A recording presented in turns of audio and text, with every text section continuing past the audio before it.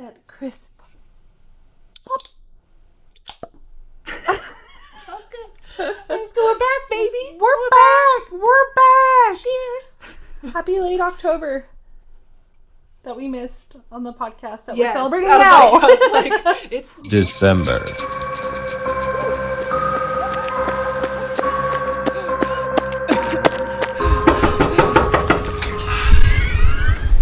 What's your favorite scary movie? oh. We apologize, Yeah. lovely people. Been a little MIA. Yes, we've been off doing spooky things and partaking in the lovely festivities of October. And trying to sustain our livelihoods. Yes, So. our schedules have definitely been busy, so apologies for that. But we're back. We're back. We hope you all had a fabulous October spooky season. Yes. Christine and I were so glad we actually got to enjoy this one a little bit more in Yes. the past couple years. Yes. Christine and I went to 17th Door. Yes, we did. The haunt Carissa's experience. first time. Yes, it was fantastic. It was crazy. If you don't know what that is, it's a more interactive, intense haunt experience. You sign a waiver. You sign a waiver. They Sign can your touch life you. away. Yeah, it feels like more of an escape room, but that's fucking horrifying. Yeah, there's literally 17 rooms that you go through and you experience something new in each room. And every single thing kind of differs from one another that attacks certain senses. Yeah, so you get, all sorts of tricks and treats Yes. in these 17 doors. I got shocked. I sat in a shocking chair. Yes. That one was probably the most painful. It wasn't terrible, but I was jumping around. I'm like a jumping not bean. gonna lie, I opted out of the electric chair room because I don't like being shocked. I just don't like it. That was a definitely Yeah. more intense shock. We walked into that room and I saw the chairs lined up and I saw the little metal screws along the chair and I was like, nope. Yeah. I feel like I got shocked the most. Basically just you sit in a chair, you have a panel of buttons. And everyone's sitting in a circle around the room. And whatever number you press, it shocks that chair. And I just got shocked a lot. Yeah. Yeah. It wasn't my fault. I didn't do it. One of my favorite rooms was the room where the homeless man brings you to sit down and he's conversating with you and kind of distracting you and messing with you. And then a car just comes barreling in behind you, screeching its horn. Yeah. And then it stops right at your seat. And I was sitting behind where the vehicle was coming. That literally made my heart jump out of my chest. Yeah. After that, I was never the same. My adrenaline was on pure fire mode after that moment. Yeah, there's a gust of wind that came with it. It blew up my hair, my shirt, Christine was sitting directly in front of it. I was more off to the side, but I was like, oh. Not gonna lie, scared the absolute living crap out of me. And I was like, ooh, that was a lot. Yes. I don't want to spoil every room for you. Yes. I highly encourage it. I will say the last room is usually the most intense. It is. This year, it was kind of a simulated drowning. Yes. Which is scary, very scary. Yes. Even though they kind of only keep your head under for a couple seconds, but I'm assuming when you're in it, you just, What? I don't know, 15 seconds, maybe? No, girl, it was 5. It was 5? 5 seconds. It definitely felt longer. Yeah, we counted, your head dipped in. God. It So, felt longer. Myself and one of my really good friends, Candace, we love you if you're listening. We opted out of that just because I know this is going to sound lame, but in today's world, we were really nervous of getting COVID and we weren't sure how often that water was changed. We were the first group in the maze, and I think that's why Chris and Adam were less hesitant about it. But I've already gotten COVID twice, and Candace is a mom. So we were just like, the risk kind of outweighed the fun in that situation. So we opted out, and we were standing watching Carissa and Adam just get dunked. Yeah. And the moment they got dunked, we counted, and it was like less than 5 seconds. Oh my God. That's hilarious. Yeah. Yeah, I mean, the whole setup of it really fucks with your head. Yeah. You go in, they don't tell you what happens in each room. You literally just crawl in a tunnel, right? I crawl in, like, it's like a rectangular grate. It almost felt like a morgue, where they put the bodies. So you crawl into that, and it's like a grate. And you can see it's barred in front of you. Yeah. You can see the people. I saw Christine and everyone standing outside. And there's a big padlock with numbers that you scroll to put in the code to unlock it. And they say, the code is 6969. Go, go, go. And right when they say that, this inflatable... It's like almost like an airbag. Yeah, an airbag starts inflating on your back, and it's pressing you down against the bottom of the grate. And I was like... As the whole contraption starts dipping into water. Yeah, starts tilting forward into water as you're getting kind of crushed by this inflatable bag on your back. And so it's like super claustrophobic. If you're claustrophobic, that would have been a nightmare. Yeah. Which I am a little under certain circumstances. Yeah. This one it wasn't as bad. But I was panicking because I was like, I'm putting the code in and it's not unlocking. Unbeknownst to Carissa, that the lock was pointless. Yeah. And it was just to distract you, and it didn't unlock anything. I was like, do they not let you out until you get the code in? I was like, that's kind of fucked. Unless you I don't know. Absolutely would not happen. They would have a bunch of dead people on their hands. Yeah.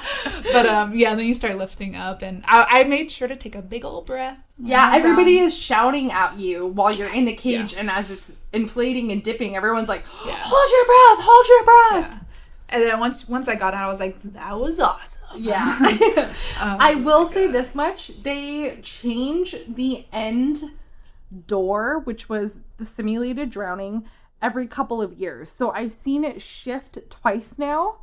And so I'm interested to see if it's been there for like 2 or 3 years now. So I'm interested to see what the next one's going to be. Yeah. And they also added this new extension called the field trip experience. Yes, which I really want to do next year. Yeah, I am interested. Yeah. I do it. And basically they take you in your group in a van to some unknown location and do more stuff with you that's like 45 minutes extra. Yeah.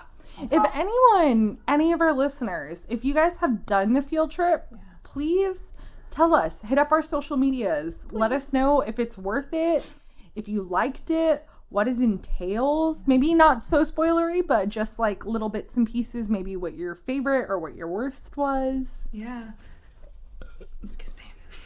Yeah. But other than other than that, I would say this month, the last month was full of lots of horror movie watches. Oh, we got a lot of releases that have been fantastic. We've already talked about Barbarian, Pearl. Oh my goodness, yeah, Pearl. Smile, yes, was such a wonderful surprise. Gem.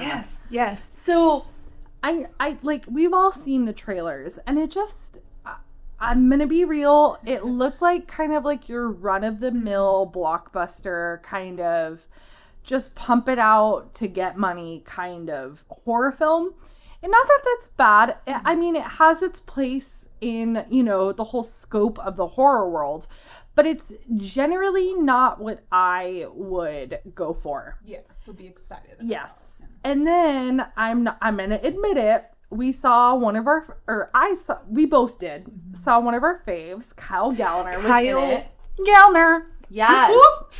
And I was like, okay, well, this movie might be dumb, but it might be worth seeing because Kyle Gallner's in it. And he doesn't, he's not in too many bad horror movies. Yeah. Like, they're at least fun. Yeah. And so I was like, you know what? I'm going to treat myself. I have nothing to do. I'm just going to go see this movie. And I'm going to call it, little me date. Little me date. So Chris and I actually saw this apart from each other. Mm-hmm. So I went and I watched it. And man, was I blown away. I think mostly because it kind of subverted my expectations going into this film. It was actually really interesting. It had definite, like, deeper context to it that wasn't so hard to dig out, but it definitely was, like, it resonated. I think we all know that it had to do with, like, kind of trauma, and we all know that most people, I would say in this day and age, especially after the pandemic, have experienced some sort of trauma. Yeah, it feels like we've been saying that a lot on the past few new releases we've talked about. And I mean, it's true. Like, that's been a big theme. Maybe this is the new kind of, like, horror revival, like, kind of commentary is about trauma. I mean, there's a lot, and a lot of different ways to show it. Yeah. A lot of really cool scenarios you could play around with that involve it. This was clever. Yes. It was clever. I don't think I've seen another horror movie that tackled trauma in this way in particular. So it definitely gained interest. Yeah. All the actors and actresses were great. So good. The soundtrack. Yeah.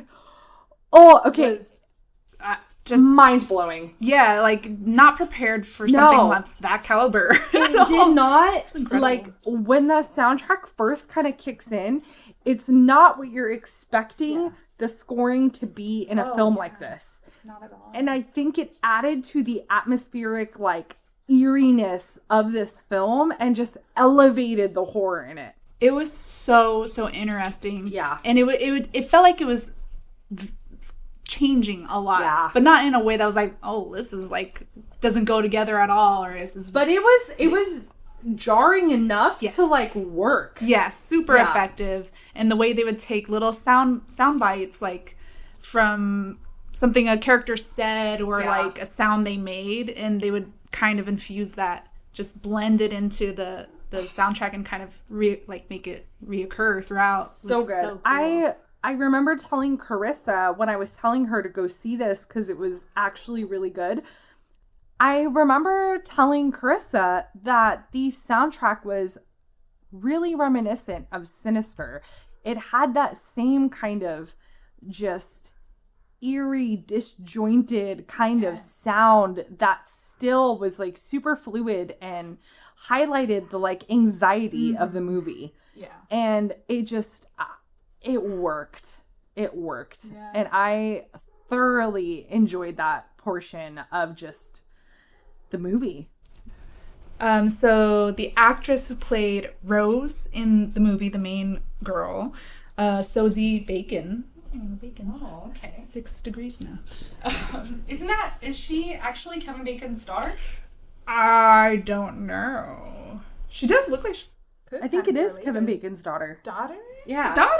Yeah. Wow, look at that. I did not know. It is 7 degrees, 6 degrees from Kevin Bacon. 1 degree. No. 1 degree off.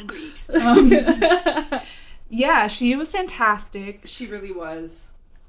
I would also say that the first, like, victim they show, who first comes into her office, she was fantastic. Yeah. Like, the level of fear that she expressed was horrifying. Yeah. I haven't seen... It reminded me of Jessica Biel in Texas Chainsaw. Yeah. And how fantastic that performance was. I will honestly say, if you watch this movie, it's gonna sit with you for a couple days, and you're gonna rethink smiling, and it's just, it's wild. But I know a lot of people have said this, and I'm gonna reiterate it. Don't watch this movie if you're not in a good headspace. It's kind of, it deals with a lot of heavy subject matter, so just keep that in mind. Definitely. I just want to say that the actress's name is Laura Weaver. Yes. I'd like to see her in more stuff. Yes, absolutely. Sure. And obviously, Sosie Bacon. Yes. Yeah, and it was really cool after I already watched the movie, but they had a really cool, like, marketing... Yeah, the marketing was brilliant.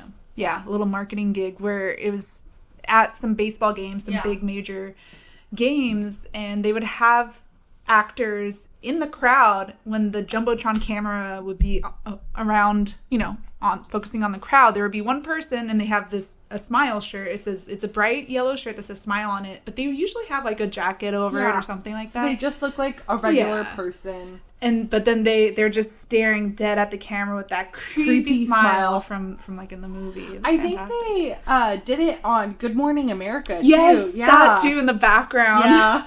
So clever. So I love good. it. I love an innovative marketing kind of plan essentially. Scheme. Yeah. I call it a scheme. It's always really interesting. Yeah. Love it. And then again, Kyle Gallner, always great. Always killing it. Always killing it.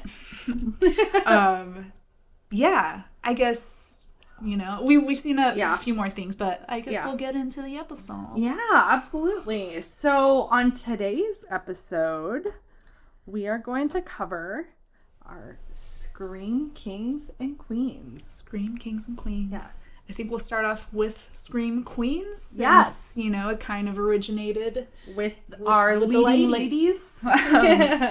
Yeah, so, I'll just share a little bit of the origin because I did not know the actual origin of this Did phrase. not either until we started, talking about this episode, and I think it's quite interesting. Yes. So Scream Queen, we've heard, so much. It's such a fad, such a hip kind of phrase to toss around. And not just that, but I think it's a phrase that's used quite often when talking about horror movies, in particular when we're talking about our lead female roles. Yeah. I'm just going to say that I, originally thought that it started with Janet Leigh from Psycho because that was always the image of like, iconic scream in a movie, her in the shower. So I was like, oh, she's the OG Scream Queen. And then obviously fitting enough, Jamie Lee takes, helms it.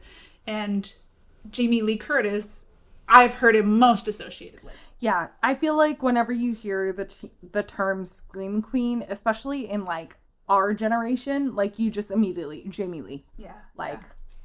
But apparently this phrase dates back to the 1930s. So I got this information from a Slate article called "What is a Scream Queen? How one of horror's oldest tropes has paved the way for Fox's new show, Scream Queens," by Laura Bradley. So she recalls, in the 1930s, Fay Wray was dubbed a Scream Queen by the press after her shrieking performance as Anne Darrow in 1933's King Kong. After she'd shot her scenes, she spent a day in a sound studio screaming her head off to record what she called her aria of the agonies. I love that. She'd gained a reputation as Hollywood's go-to actress for piercing pipes, but that notoriety came with a price, being typecast. Despite her ambitions to make a name for herself in other genres, when Ray walked into auditions, casting directors always asked her to scream. And she didn't really like it. She apparently, being a horror icon, especially I'm sure back in those days, was less like being a queen. Yes. As Laura writes, less like being a queen and more like a career-limiting curse. Yes. Which I could see that. When you look at Jamie Lee Curtis, I feel like it did start off that way, Yeah, like being typecast in any role, I can imagine is not fun for an actor or an actress because it just really, it doesn't show their range. Yeah. But at the same time, I want to say, like, I love specific actors and actresses that just kind of stay in horror because you become familiar with who they are, and just seeing them kind of makes you smile and you're like, yes, I want to see this because so and so is in it and I know they're great. So it's kind of, it's a double-edged sword in a sense, and I can understand how it's deemed. And I'm sure especially more so back in the day, it was less appealing because horror was not taken seriously. It was not well received usually, and I feel like kind of a taboo. Today it's still unfortunately not taken as seriously as it should, but I feel like when it comes to audiences are kind of paving the way for it, and real people are kind of taking this genre a step further, and it's just really exciting to see. I think especially recently, we have been loud and proud of this horror year. Specifically was just like, one horror hit after the other after the other. This has been a fantastic year of horror. Yeah. And we've gotten a great share of Scream Queens and Kings. Absolutely. With that being said, I would love for Chris and I to kind of explain how we view Scream Queens and Kings, because there is this traditional idea that a Scream Queen or King is just someone in a movie that screams a lot. Like, they have pipes. I mean, that's exactly how that's exactly how Fay Wray was being talked about. Like, it was for her pipes. Absolutely. And while I feel like that is necessary to mention, at least for me, I don't think that fully encapsulates what, like, I don't know, I deem a Scream Queen or Queen. Yeah. Queen or Queen? King or Queen. I would say our kind of personal qualifications for it, what we see in it, it's looser. It's much looser. It's basically all boils down to how they gave a memorable performance that lasts with you and are usually the victim in the horror movie, or just endure the horror. Yeah, absolutely. I want it, like, I'm talking, what's an actor or an actress where 10 years down the line, you still remember the movie and the role that they played? Yeah. And we will go over quite a few people that we deem are Scream Queens and Kings, and we have honorable mentions. Yes. And they, some of them they're not even, maybe they're in one horror movie, but their performance was enough. And it was so memorable that person, happened to make our list because their performance was just that incredible. Yeah. I'm sure we'll miss some that you may feel might be on here. Yes. And we'll have some that you may think should not be on here, but hey, this is our list. This is our list. It's our podcast, damn it. With that being said, for Scream Queens, I guess we could start talking about maybe the older generation and then we'll get into the more modern queens. Absolutely. You want to kick us off? Yeah. So obviously, I've already mentioned, but besides Fay Wray, Janet Leigh, and then Jamie Lee Curtis. Yes. We got Janet Leigh in Psycho and Halloween H2O. Yes. A little cameo. A little cameo. With her daughter. Jamie Lee Curtis, of course, really popularized the phrase into, like, modern horror fucking vocabulary. Absolutely. Jamie Lee Curtis, Halloween, Prom Night, all the Halloween series, Prom Night, Terror Train, all of it. Which I really do like. Prom Night and Terror Train, they have a charm. As much as I think that Halloween deserves all of its recognition, I think the two lesser known are just as great. And I highly recommend people go out there and see the lesser known movies, because Prom Night is, I'm sorry, absolutely phenomenal. Yeah. Not the remake. Not the remake. The OG. Yeah. I mean, if you like the remake, that's fine. That's fine. But the OG and then Terror Train is great. And then I believe our next two leading ladies, our little Scream Queens, would be, can't forget Barbara Crampton. Yes. And she is still, she's still in it today. Yep. But yeah, she's been in quite a few. Everything from Reanimator to Beyond, Chopping Mall, You're Next. You're Next is good. Yeah, You're Next is great. Really good. But great films. And then also, we can't forget Heather Langenkamp. Hell yeah. I feel like underneath Jamie Lee, she's probably the next actress that I feel like is synonymous with being a full-on Scream Queen. Yeah. I mean, yeah. Look at how just these franchises, how much they've just carried on, seeped into the zeitgeist. Yes. Yeah. Absolutely. Heather Langenkamp, of course, Nightmare on Elm Street franchise. Alrighty. And, may I just mention, she's in The Midnight Club, which is now on Netflix, by Mike Flanagan. And it was really cool to see her in, I'm sorry. Maybe news to Christine. I did not know that. The Midnight Club. Yeah. But yeah, very cool. I was like, oh my God. And she's great. She's great in it. I love her character. Okay, next, of course, is Neve Campbell. I mean, absolutely. She has been my favorite Scream Queen since, Scream was my first horror movie that I remember that really got me into horror, so she may be my favorite, honestly. Like, just overall, I don't know, she just feels the most nostalgic for me, and just very near and dear to my heart. I absolutely agree. She's fantastic. She is. Her She's performance great. as Sydney is always so good. Yeah. So distinguishable. Absolutely.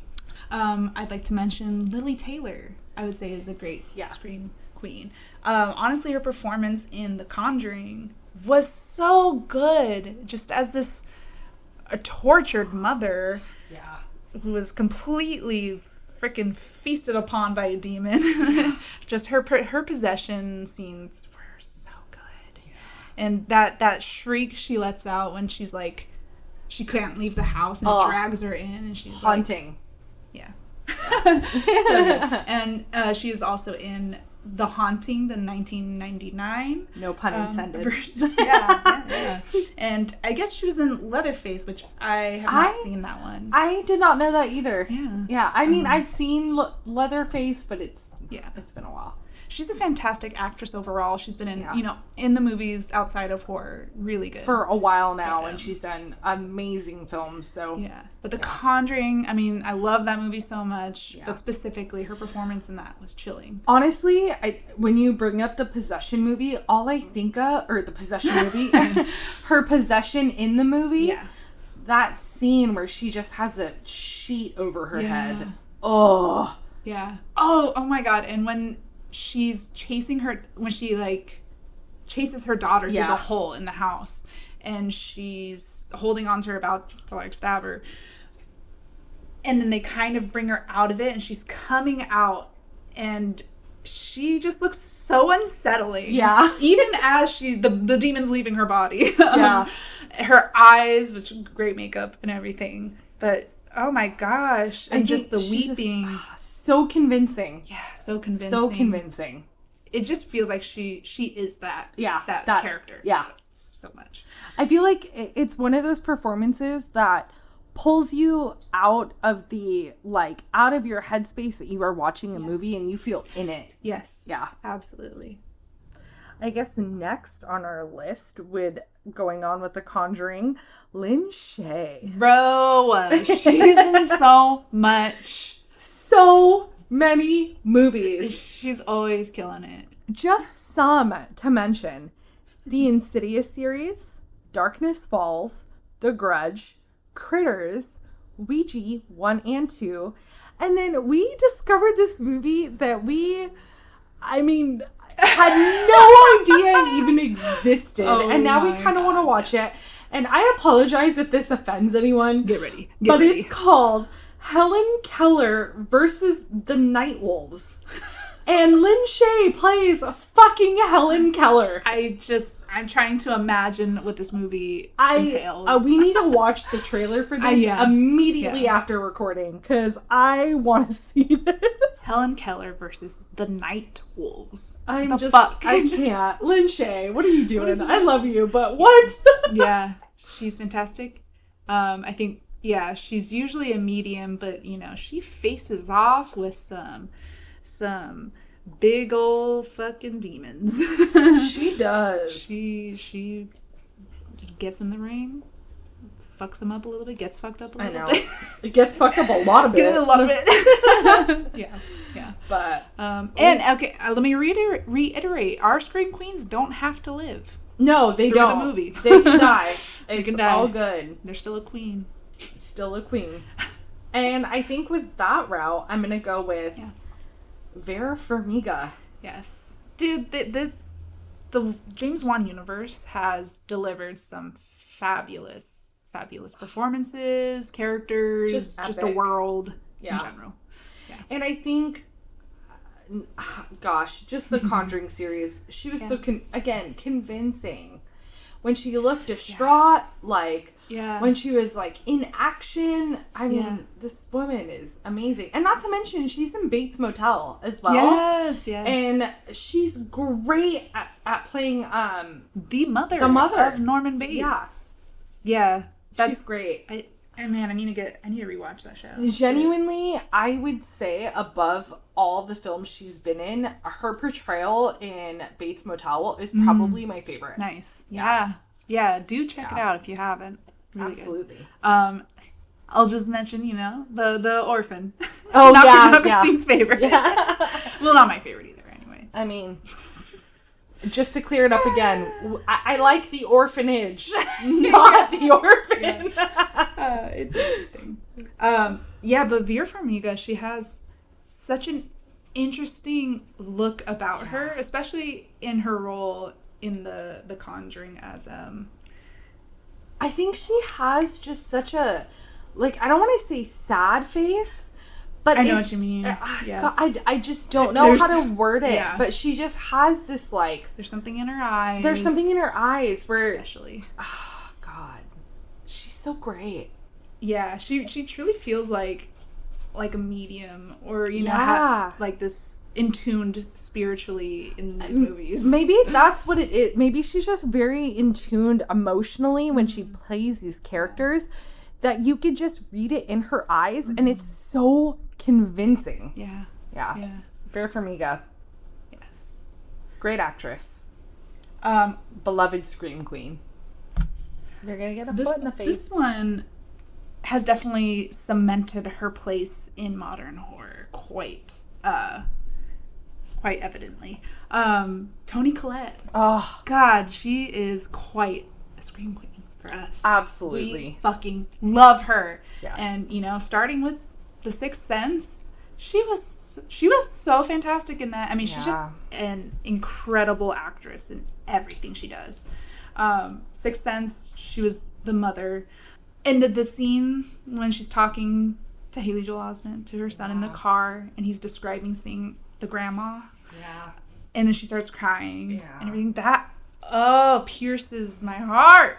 So good. And then, of course, Hereditary. I think that is probably now maybe her most memorable, at least horror performance. And then, of course, Krampus is such a joy. Oh, yes. Highly recommend. The season is coming up. Please watch Krampus. Yes, that has to be a tradition. Again, reiterating with Toni Collette, I think she's one of those actresses where no matter what she's in, it's phenomenal. Yeah. And you can guarantee she's in it, it's going to be good. Yeah, definitely. And she's also in Fright Night, the remake. Yes. Yeah.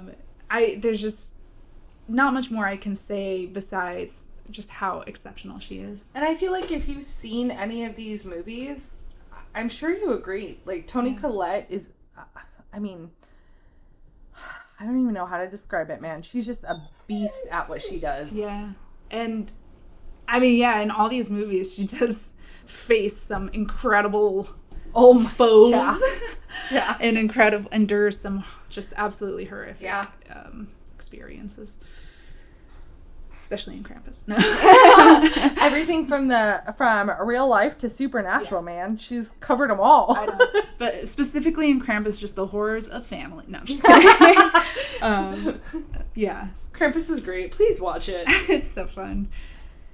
Next, we have Hayden Panettiere on our list. Yes. And I would say her role in Scream 4 as Kirby, it did it for us, I mean, she was so beloved in that film that they brought her back as a tiny little cameo in the most recent Scream. Yeah, and I mean, we all know how wild Twitter went. Yeah. And she is billed to be in the new one coming up. We all doing our Scream Queen Neve Campbell dirty. Yeah. Yes, indeed. But shouldn't take away from Hayden Panettiere. She's great. She did a great kind of homage to Randy. Yes. And especially to have, because you have the film geeks in that movie, the two guys, and you're like, oh, they're kind of taking the place of Randy. But then Hayden comes out of nowhere and then just comes in their face with her knowledge. And it just truly touches my heart to see another woman, just fully knowledgeable just in like out. The horror world and kicking ass and like, taking names. No, I'm here. You didn't think, you presumed, but no, I know my shit, and you know. Absolutely. I was so sad when she, you know, got killed off, or at least what we thought was killed off. Loved her. Yeah, she's great. So the next Scream Queen, who's probably one of my notable favorites, especially in like the 2000s, was Danielle Harris. And she's been in everything since Halloween 4, Halloween 5. My personal favorites, the Hatchet series. Hell yeah. Yeah, Adam Green. Gotta love it. And she was phenomenal in it. She was also in Stakeland. And she was in Chrome Skull, which is Laid to Rest 2. And she's been, I think, in most recent times, what everyone kind of remembers her in is Halloween. And Rob Zombie's Halloween, to be exact. Yes. She was... Annie. Annie. Yeah. I mean... She gets... While we were prepping for this, I was just like, Carissa, like, when she was just getting absolutely mutilated by Michael Myers. Yeah. Oh, poor girl. Yeah, it was kind of it was heartbreaking. Yeah. It was horrific. And I mean, going back to the tradition of Scream Queen, her screams, man. Oh, gut punch. Yeah, especially just, you know, looking back at her as a little girl in Halloween 4 and 5, and then seeing her in this one just getting absolutely torn up. Yeah. I was just like, oh. Yeah. Oh. Yeah. But great nonetheless. Yeah, she's great. And then one of my second kind of I guess a little bit more recent along the same terms of Danielle Harris would be Jane Levy. Yes. I mean, come on, Evil Dead. Yeah. Dude, I mean, she completely, I don't want to say carried, but she was just... I mean, she kind of did. She was quite a force in that movie. She was fucking terrifying. Oh, God. So unsettling. I just remember being so nervous seeing this Evil Dead remake. And just being like, oh, please don't fuck it up. Please don't fuck it up. And I remember leaving the theater being like, holy shit. Not only was I nervous that, like, hey, one of my beloved films is being remade, but to have Ash be a woman was kind of like taking something and turning it upside their head. Mm-hmm. But Fede Alvarez killed it, and most importantly, Jane Levy nailed that damn role. Yeah. Nailed it. Yeah, I mean, even when her character is not possessed. Yeah. She's still very, like...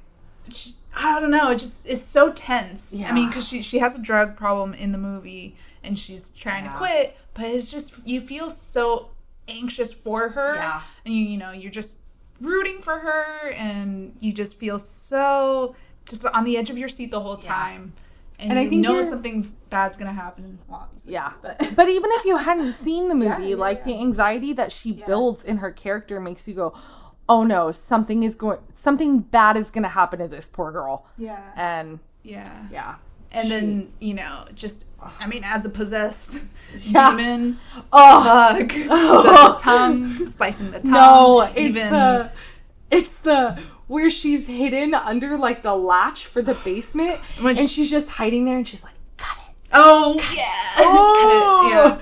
There's also a shot where it's like the door closes, someone leaves her room, and this is early on in her possession, and it zooms in on the mirror in the corner of the room, and then you see the demon in her, and she just is like wagging her tongue, like just all around her mouth, or it's just like flicking her tongue. Yeah. It was the creepiest shit I had seen in so long, and I was scared to go to bed. I was like, I did not want to see this in my dreams or imagine it. She was just, oh my God. She's so convincing that she was truly possessed by something horridly evil. Yeah, and the whole last act where she really is kind of battling in, trying, you know, finishing it off. That last scene with her in the car and her hand getting just went bye-bye.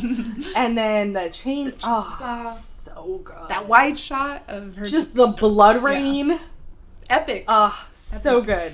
And then, so good. Of course, she's in Don't Breathe. Yeah. Just as Fede. Boom.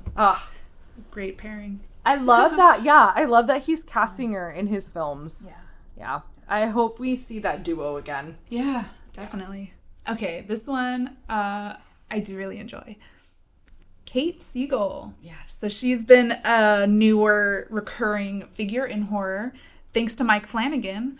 I would say the first thing I saw her in was Hush on Netflix, and I was pleasantly surprised by that movie. I was so convinced. Okay. I just want to put this out there. I was so convinced in her role in Hush that I didn't even recognize that it was the same woman in Haunting of Hill House. And it took me a second to put two and two together and be like, oh my God, that's the same actress. Yes. Just proof of this woman's ability. And oh my God, is she convincing in both films? Yeah. I mean, Hush is insane. Yeah. Hush was so surprising. It's a like stalker home invasion type of film, and she plays a deaf woman, and it's just a survival there on out after he plays with her a little bit, But that was like just jumping out of my seat, rooting and like no, which is so good. So kind of the most ironic that we have her on this list in that movie, because in Hush she does not scream once. I know that it's that. Yeah, that is funny. But she is still so memorable. Yeah, so memorable. Yeah. And then Haunting of Hill House. Yeah. She was. I think she was one of my favorite characters in that. And then to follow that up, fucking Midnight Mass, which is my second favorite Mike Flanagan. Hush is absolutely my first. Midnight Mass. Yeah. Midnight Mass, and she was also in Haunting of Bly Manor. Yes. So obviously Mike Flanagan loves her, and so glad he does. I'm here for that duo. She must love him. Yeah. She was also in Oculus, actually. Was she? Yeah, which is one of Mike Flanagan's, older films. She's like a specter. She was a ghostly. She was an apparition that was fucking creepy. I see a trend with Flanagan as of late with his ghostly. Very stuff. haunting. Mm-hmm. But let me just prop Midnight Mass up again. It is fantastic. I feel like out of all of his shows, I feel like that's the lesser watched. And I don't understand why. Because it is so unbelievably amazing. And I love her character in that show. Yeah. Love it. The dialogue is so good. And then it just turns into this crazy... I don't know. This crazy story. Super dialogue heavy, like the first half. But not almost. Annoyingly so. No. At least to us, I feel like it's a lot of necessary character building, honestly. Yeah. And then, once the end unleashes, it's just no stopping it. It's just, gas pedal all the way down. Yeah. As they start planting more and more hints as to what this could be, you just get so excited. You're just like, oh my God, are they going with this? Is this what they're doing? And it's such a cool recent adaptation. Yes. I'm not going to tell you what it is. Yeah, it's highly on Netflix. Recommend. If you know, you know. If you don't, go watch it. If you know, you know. If you know, you know. Love it. Okay, and also this is being made, but she is cast in Mike Flanagan's next project, which is an adaptation of The Fall of the House of Usher by Edgar Allan Poe. Oh, I feel like you've mentioned this to me before. And let me tell you, that story is right up his alley. It reads Mike Flanagan all over it. I'm like, he's the perfect person to do an adaptation of this. I'm excited to see some new school Edgar Allan Poe, man. Yeah. Oh, I'm so excited. Yeah. She is cast in that. Here for it. And then I'll follow her up with our next pick on our list, Scream Queen, Anya Taylor-Joy. Yes. She's been in quite a few films, especially the last couple of years. Yeah. But and I feel like a lot of them can be considered thriller, maybe borderline horror, but we are kind of we're talking about a majority of this movie horror films, whether it falls into a subgenre or if it's directly horror. Yeah. So, I mean, if you're curious, go see her in her other works. Yeah. But most notably, she's been in The Witch. Or as other people, The Witch. Yeah, with the double V's. Yeah. The Witch, yes. The Witch. Not the B word. Not. Come on. I didn't say it. Yeah. Fantastic performance in that fantastic movie. Such a just grossly slow burn, like. And again, her character's not really known for like screaming in this movie, but she is quite the victim. Yeah. You know, she goes through some shit with her family. Very, you know, through all the shit. Through all the shit. Through all the shit, especially, oh my gosh, just thinking of the last act. Yeah. It's crazy. But I love that she, like, got her own in the last act. In such a different way than most Scream Queens, who kind of reclaim their own in such, like, this, you know, neat bow, or, like, just a very positive, you know, like, oh, everything's happy and good now. Or, well, not... Okay, maybe that's a little too general. No, but, like, but it's just, they survived. I have my life. I'm gonna go live it. Under more normal circumstances. I mean, this is kind of that, but it's like it depends on how. Twisted way. Yeah, it depends on kind of how you see it. Yeah. Like, she's getting her own and she's living her life, but she's also becoming what everyone was afraid she was since the get-go of the film. Which I think is such a dope kind of twist or version of a Scream Queen. I love it. You know? And I will just say, for me personally, such just an incredible way to end the film. And it was so, what's the word? Liberating to see her finally just be like, okay, fine. You guys all said it for this long. I'm going to do it. Yeah. Take me. Take me. Yeah. That movie, highly recommend. Yeah. And she is going to be in The Menu. Yes. Coming out. Looks phenomenal. It looks cool. Yeah, it looks fun. I'm down. I am curious to see what is happening in that movie. Maybe keep an ear out. Maybe soon review coming to you. Yes. And then another notable one is she's in Last Night in Soho, and this is one we were referring to, which is not like, you know, maybe straight horror, but has horror elements and influence for sure. But she's just also a force to reckon with as an actress. Absolutely. I will watch anything she's in, honestly. And I'll hand it back to Christine. Absolutely. To finish off our list. So, I'm going to go ahead and obviously with our more recent renditions, Jenna Ortega. Yes! Little baby Jenna Ortega. I mean, actually, I don't know how old she is, but I feel like she's a little sister. Right. I mean, now when I think of, like, kind of a classic Scream Queen, Jenna Ortega. She does fit that, like, especially with Scream. I think she just falls into, like, the entire essence of what we think a Scream Queen is. Yeah. Because she has that traditional sense of, like, actually screaming and she has a great scream. Yeah, absolutely. But then she also, like, overcomes these, like, hardships. Yes. In her films, and she just goes through a lot, but she kicks ass through it. I mean, for me personally, in the new Scream, she won me over so much. Like, her character specifically, I won't even, like, compare it to other actresses, but I hear what you're saying. I think she outshined. Yeah, she really stuck out to me. And then in X, I mean, she was like, when I first saw the trailer, and they have that great clip of her just screaming in horror at whatever she sees in, like, the basement. Yeah. That completely sold me on the film. I mean, it obviously looked good already, but I was like, what the fuck is she looking at? This looks horrific. Yeah. I need to see this. Great. I mean, you heard us rant and rave about both of these films. Go see them if you haven't. They're great. Yeah. And also, she's playing Wednesday Addams in the new series or movie. I totally forgot about that. I think it's a series. Yeah. Yeah. You know, so that on Netflix. Keep an eye out. I like her a lot. So.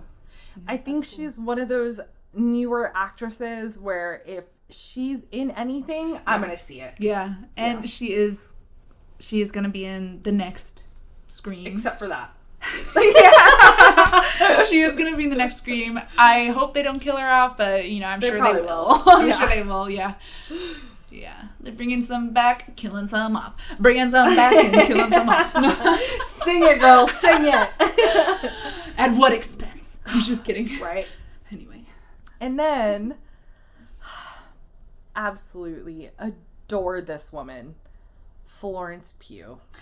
Yeah. Yeah. I mean, oh my God. This girl. I mean, just her range and acting ability and just her portrayal in Midsommar was...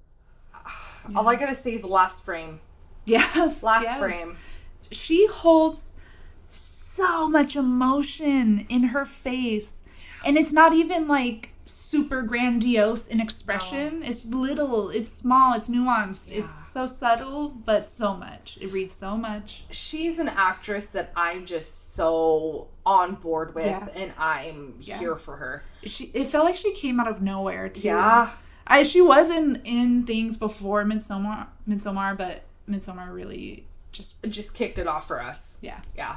And again, I think she's falling, at least in Midsommar, under that more traditional role where her screams were just so emotional. Yeah. I mean, it frightened you, it tore you apart, it just made you want to cry with her and feel her pain, which is not only effective in her performance, but I would say it says a lot about Ari Aster as like a director as well and a filmmaker. But God damn, Florence Pugh. She is forced to be reckoned with, for sure. Yeah, she is incredible. She was in...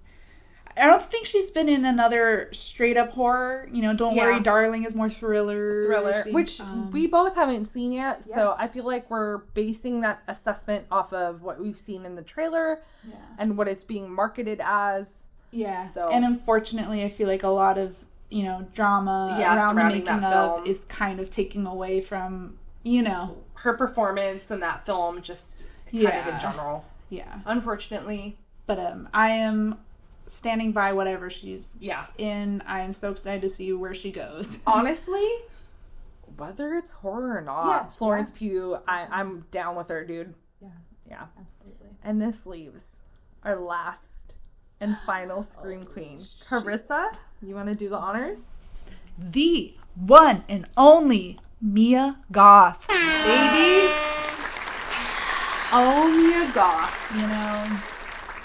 Kicking it off with X, which was, again, we have an episode on this. Yeah. Just such a treat. It was something we have been yearning for in horror for quite a while. Yes. It was so fulfilling. Her performance as Mia... As Maxine. Yeah. both M's. I hear it. Her performance as Maxine and Pearl. Yeah. In X, so we're talking about old Pearl and Maxine. Just that alone is absolutely fucking mind-boggling that this girl played two roles in one film. I feel like it's not as common. No. I feel like you see it more with maybe male actors, but especially in horror. Yeah. It was so, I don't know. But to play two, vastly different characters and be convincing as fuck in each one. Yeah. Girl, come on. Yeah. Killing it out she here. She has to, act with herself as a different person. Yeah. Crazy. And then we got Pearl shortly after. Yes. And again, all I gotta say about Pearl, last shot. Yes. End credit shot. I think Pearl really cemented it for a lot of people. I've been seeing so many people talk about her since specifically Pearl. Yeah. And I've seen that shot just circulate around so much. And I saw quite a few Pearls for Halloween. I knew it was going to happen. Yeah. I was thinking of being her, but I was like, no, it's going to be a thing. I just love her. Man, dude, that last shot, I just, it will not escape my brain of just her, just like tears rolling down her cheeks, but that smile plastered on her face. Force, like twitching almost, just, I'm loving this kind of trend of like last shot, like sequences with like searing into your fucking brain. Yeah, like we've got Florence Pugh and now Mia Goth, man. I just both these women killing it. Yeah. And I just love how it's like, it's just it's like fucked up shit. Yeah, it's like something that's like, what the fuck? I guess, horror's always dealing with fucked up shit, but it's just like first with kicked up a notch. Yeah, with your Scream Queen kind of encapsulating this, just the journey that they went on in that film, just like in their face, not saying a word, but just captured in a single image that just stays with you. Yeah. Like, I feel like I get the same kind of effect as I had watching Toni Collette in Hereditary. Just that level of performance where I'm like, well, I mean, Oscars. There's that. Get these girls some fucking Oscars. We don't actually mean they're bitches. We say that in a very endearing, like, loving way. Yes. We're like, I mean, I feel like that's they're our homies. Yeah. Like, come on. But we are not degrading these women in any sort of way. I think this episode is proof. We love them. Yes. And not to say that, like, I've kind of lost a lot of what I value in the Oscars. I know it's very, I'm sure for actors, obviously it still means a lot. Yeah. But I mean, it's become it's so political. Right. Where it's like, okay, does this matter? I mean, it does. But it doesn't. Because, like, in what matters to you? Like, their performances win an Oscar in my heart. Yeah. Okay. It just sucks that, like, horror's not recognized. Like, come on, man. It's a valuable genre of filmmaking that resonates with people on, like, a level that I think some other films just don't do it. Like, the performances and the stories are great, but does it hit you in your core? It's like once in a blue moon. Yeah. How many times that you can count on your hand how many times a horror movie was nominated for anything. Yeah. It was The Shining, Get Out. Sixth Sense, yeah. That's but it. Like, that I can think of.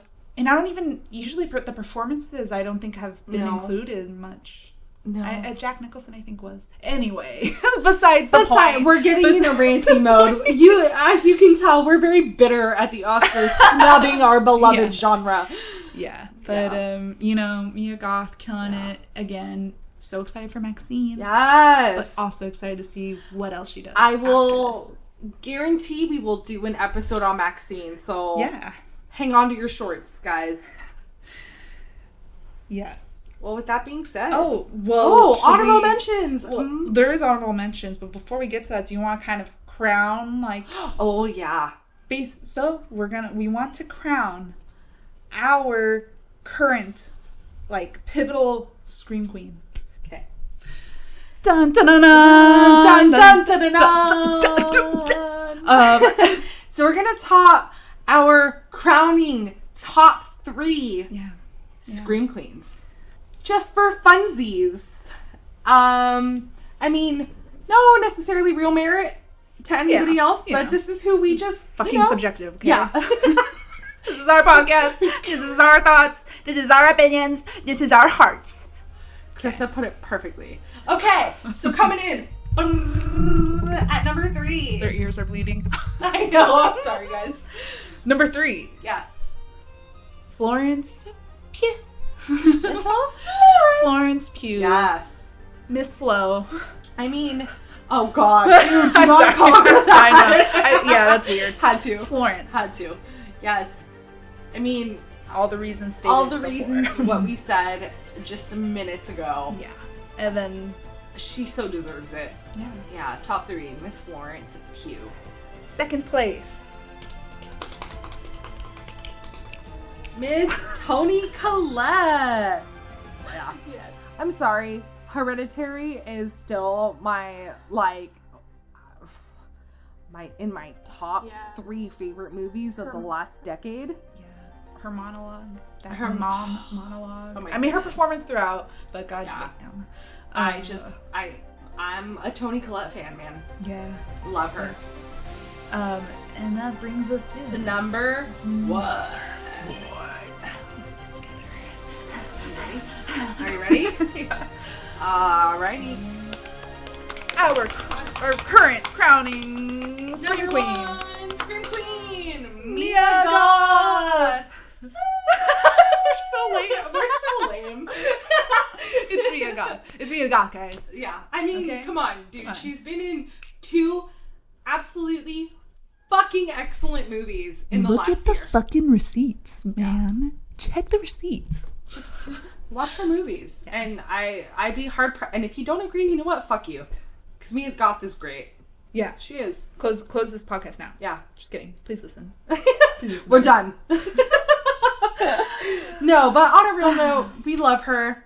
We're very excited to see what she comes up with in the future. We're totally elated to catch Maxine. I think she's just been the most memorable standout performance of recent that like just has stuck with me. Yeah. Lemonade. Oh, lemonade. But yeah, Mia Goth. That solidifies our Scream Queens list. We do have honorable mentions. Yes, which we will get into. So these are they have, performances that we liked, but anyway. Just didn't meet our criteria for our list. Yeah. Yeah. Okay, so I'll start with Jessica Biel. Yes. We really loved her in the Texas Chainsaw Massacre remake. Yes. And I mean, boy, that girl just screamed to a point where she had no voice left. Yes. And still kept going. The level of fear was it was so believable to me. Yeah. I was horrified for her. And that movie just holds a nostalgic place in my life because it was like when I was really, really, really absorbed into horror, and I remember seeing that and I was just like, God damn. And we've already mentioned this before, but we really loved that remake. Yeah. I know, I'm sure some people completely disagree, but again, I thought it was wonderful. Nostalgia's sake, it makes it even better. So horrifying to me. Yeah. Next, Rose McGowan. Yes.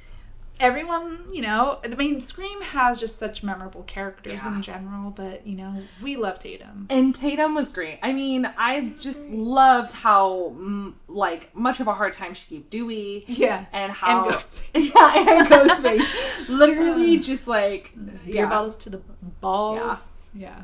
And even her death in that movie was just so memorable. Like, the garage door... Yeah. I don't know if I ever showed you a picture, but I did Tatum when, the year before this for Halloween with the doggy door frame.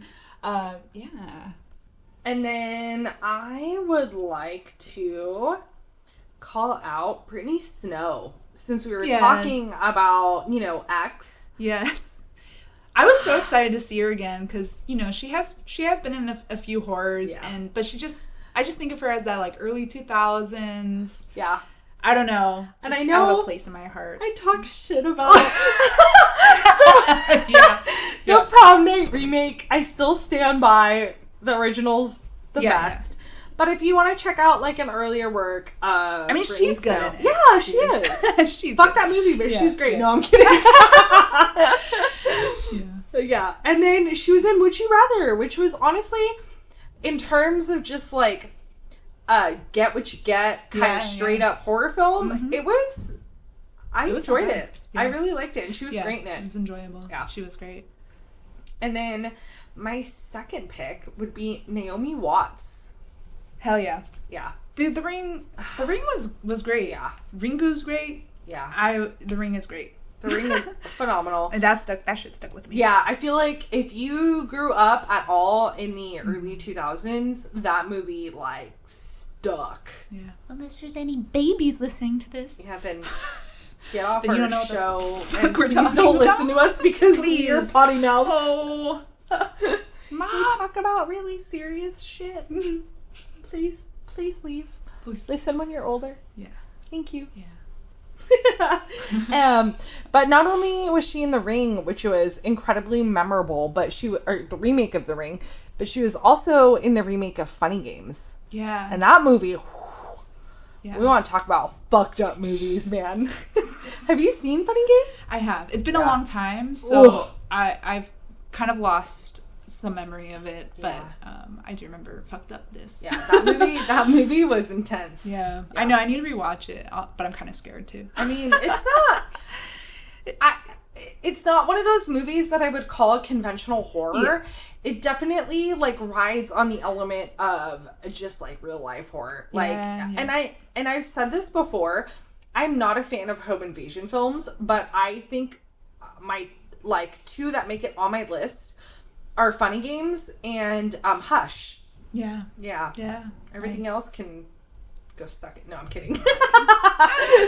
And then just talking about remakes, she's in the remake of Goodnight Mommy. Oh yeah, totally. Okay, so we haven't caught that. We've seen the original. Yes. Just haven't gotten the chance to watch the remake. Yeah, I don't know. Is it like worth the it? original. You guys tell us. Tell us.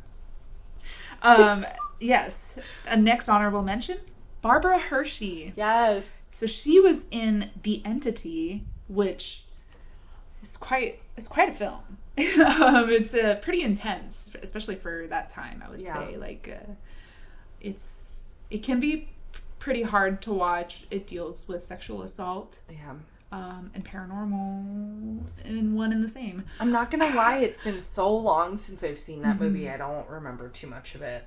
Yeah, I'll just leave it at that. Yeah. But I mean, her performance is great. Yeah. And then she is in Insidious. Yes. She is Patrick Wilson's mother. Yes. In it. She was really good in that too. Yeah.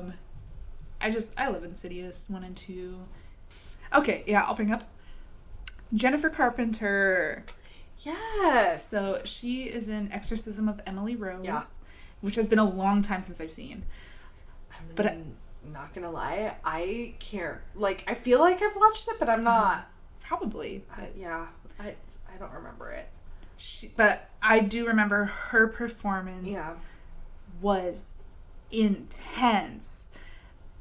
Maybe the most outside of Reagan. Really? Yeah, for a possession movie, I would say. Maybe I need to go back and rewatch that.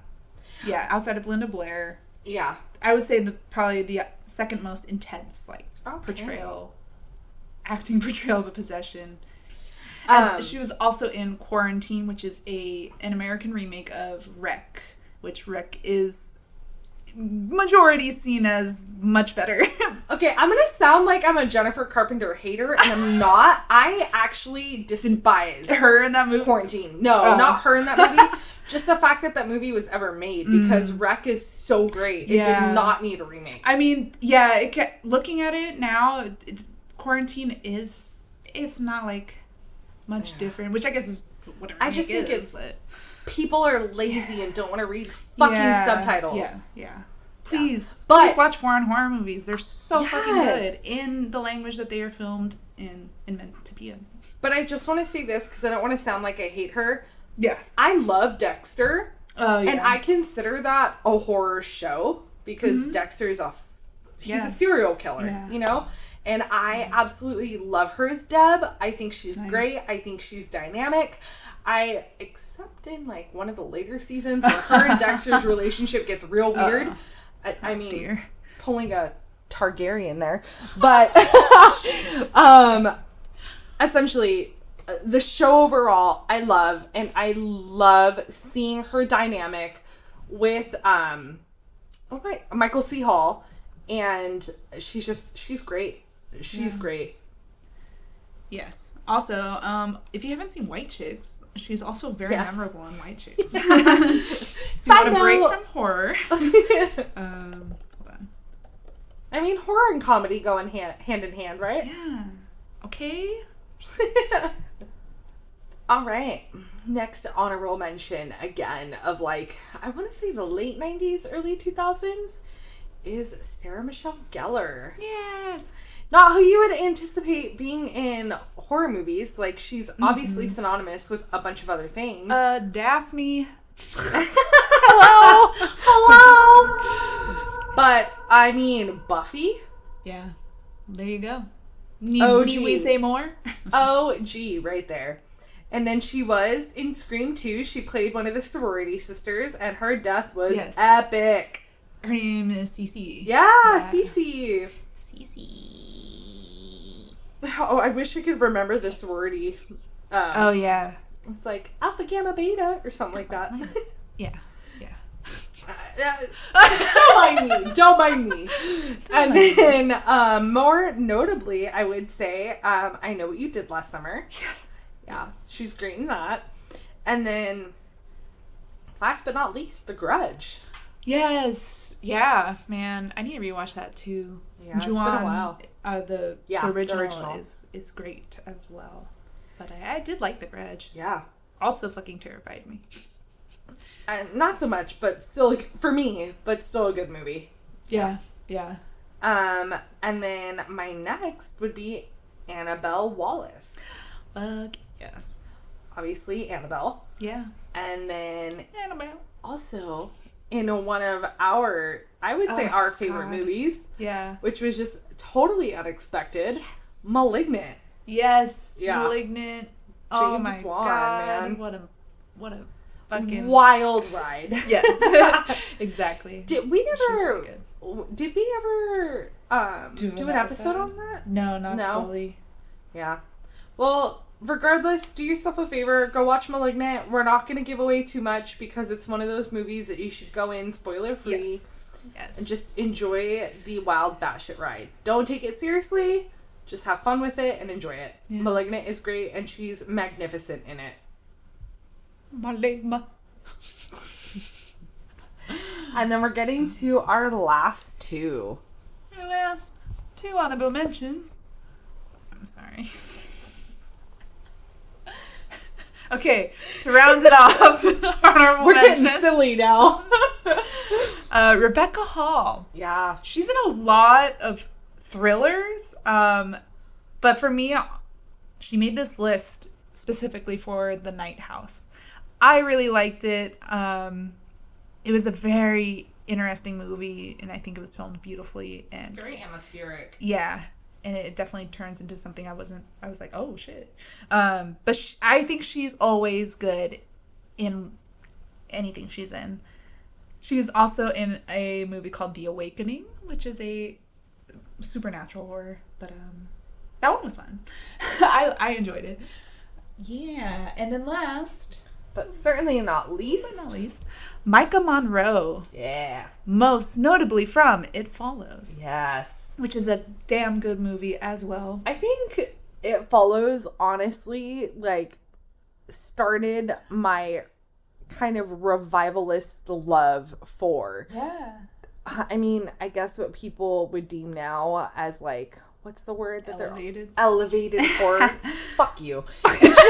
It's just good horror. I'm sorry. Yeah. And I mean, it serves its own place in the genre, and I think it's great. It was effective. Yeah. She was phenomenal as a lead actress in this movie. I mean, I felt for her, and I was scared for her. I mean, this movie was a ride. And she is also doesn't quite fall under your usual kind of picture of a scream queen like Jamie Lee Curtis or whatnot. It's much more subdued, I think. Yeah. Very unconventional, but I think still like deserves recognition in this kind of list. Yeah. And she was also recently in a thriller horror called Watcher. The Watcher. I haven't. It's that show, Watcher. Right? That TV show. Sorry, no. It's I think it's just called Watcher. Oh, it's that movie. The movie. It's on Shudder right now. Yeah. It is. Yeah. I haven't seen that. I'm yet. not going to say anything. Yeah. Is it good? I like it. You recommend? Yes. Okay. Yes. Well, that, my friends, concludes our list on our beloved Scream Queens. Scream Queens, baby. And please tell us who makes it on your list. If we have any women on this list that you love, or if you there's hate. anyone, no, don't tell us if you hate anyone. Keep it to yourself. Just kidding. But please tell us who makes your list. Yeah. We'd love to hear it. Yeah. Thanks for listening. How do we close these up?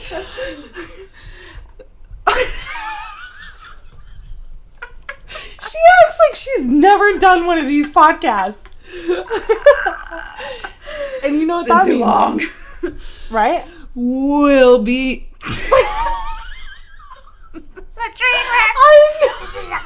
I did not know she was going to go straight in for it. Guys, we'll be right back. We'll be right back.